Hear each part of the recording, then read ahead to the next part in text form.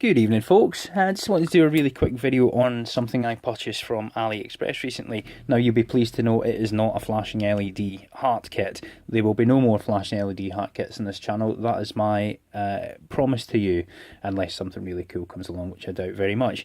But no, this is a cheap, ready-made, ready-to-go product. Now, of course, you can buy cheap, ready-made, ready-to-go electronics products from various places.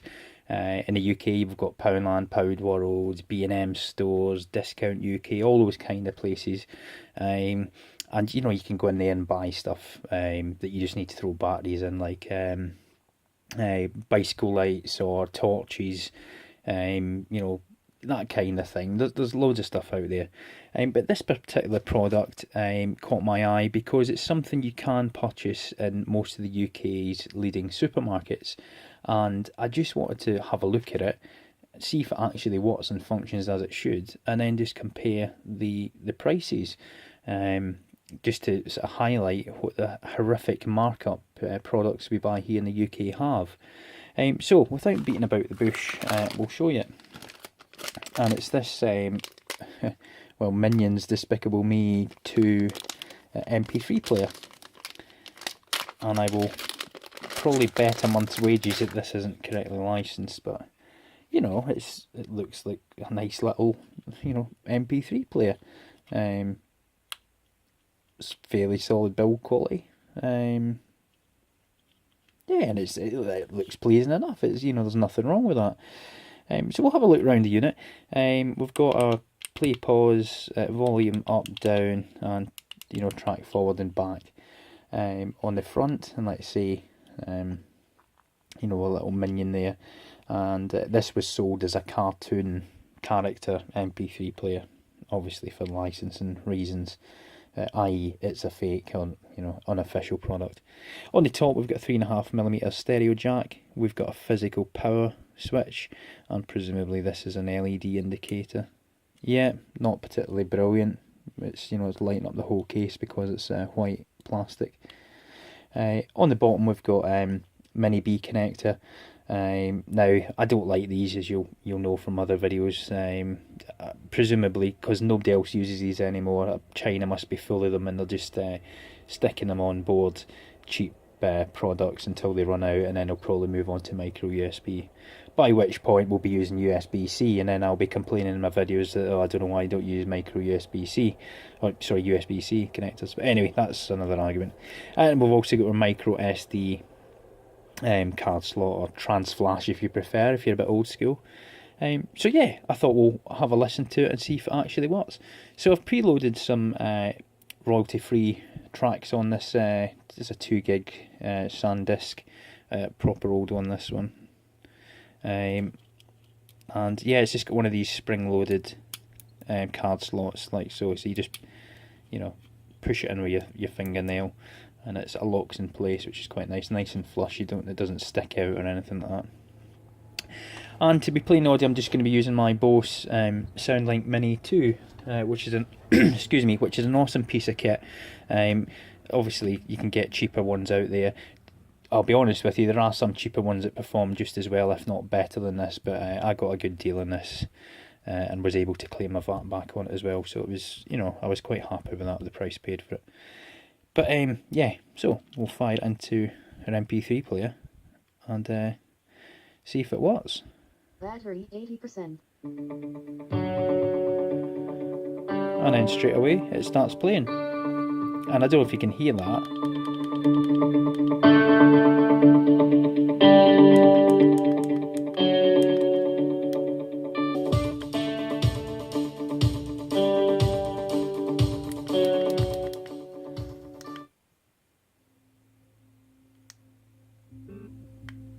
Just fast forwarding it using the press and holding the button.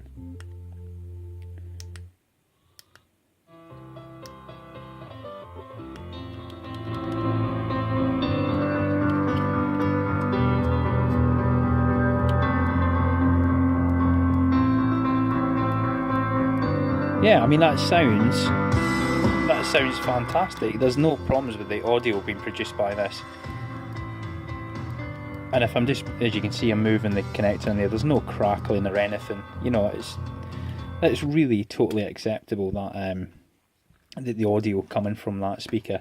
Now, of course, it's not a very similar analogy to make, but the way I equate an MP3 player to, say, like a camera, is, you know, your MP3 player, your audio system is only as good as the speakers you've got attached to it. Same as a camera, you know, you can have 1,000,000 megapixels, a gazillion megapixels, but unless you've got a quality lens in front of that sensor, you know, it's not going to function. But in this case, you know, those speakers are really good speakers, obviously, and this is producing a totally acceptable, you know, sound signal going into those speakers. That is a perfectly usable MP3 player. Now, of course, you know, how long is the battery going to last? You know, how long is it going to last? You know, it's, you know, that's up for debate. But when you think that this type of thing is available in UK supermarkets, i.e. an MP3 player that requires you to put in your own memory, you're looking at around £12 to £15. How much did this cost, including delivery to UK? 72 pence. Just 72 pence this cost, and I think that is phenomenal value. So where do they save the costs? Well, clearly the case isn't as aesthetically pleasing as an iPod Shuffle or an iPod Nano, you know, or one of the other leading brands, a Sony, or, you know, something like that. But, you know, for the kids that, you know, that might lose it or something like that, you know, you don't care. That's disposable, essentially. So we'll have a look inside and see where else they're saving the costs, because obviously it's not going to be Bose quality electronics inside, is it? Oh well, that was relatively easy into. Yeah, it just looks like little pillars going into recesses on the bottom half of the case. And yeah, you know, it's a pre-molded, not D-pad, but you know what I mean, it's pre-molded buttons into the top half of the case, and they're pressing onto these little sort of spring domes just over the contacts on the PCB itself. So I think if we go this way, it should probably pop out fairly easy, and it does. So we've got our bottom half of the case and a little switch, and inside here we've got very little. We've got what's that there? An ACH for LOS1, which is presumably well, it's not presumably, that will be the MP3 decoder. It's coming straight off the back of the card slot straight into there, and then it's obviously been routed into the 3.5mm stereo socket. We've got our mini B socket, as I already showed you, and a slide switch there. Our LED indicator for the power, and what I have noticed is there's provision here for that's R1, that looks like a diode, C1, R1, C2, and those are in close proximity to the stereo socket, so there is potential. I imagine that given the location, that is some sort of optional filtering for the audio output.